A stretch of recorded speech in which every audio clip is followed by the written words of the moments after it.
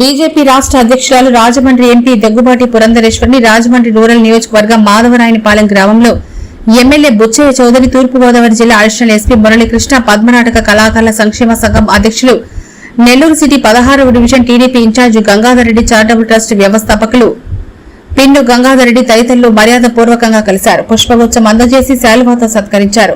మహానేత నవరస నటన సార్వభౌముడు నందమూరి తారక రామారావు కుమార్తెగా కళారంగంతో పాటు రాజకీయ రంగంలోనూ రాణిస్తున్న దగ్గుబాటి పురంధరేశ్వరిని కలుసుకుని సన్మానించడం తనకు ఎంతో గర్వంగా ఉందని ఈ సందర్భంగా పిండు గంగాధర్ రెడ్డి సంతోషం వ్యక్తం చేశారు.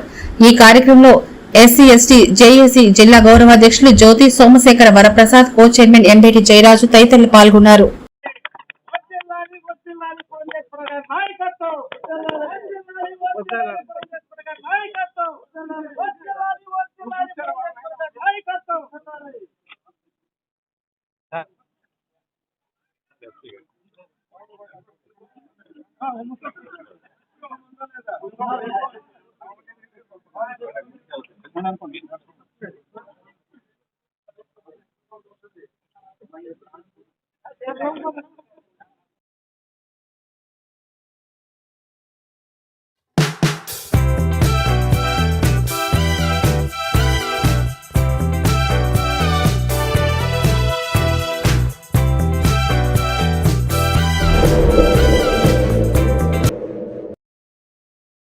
మరెన్నో వీడియోల కోసం మా ఛానల్ ని సబ్స్క్రైబ్ చేసుకుని పక్కనే ఉన్న బెల్ ఐకాన్ ని క్లిక్ చేసి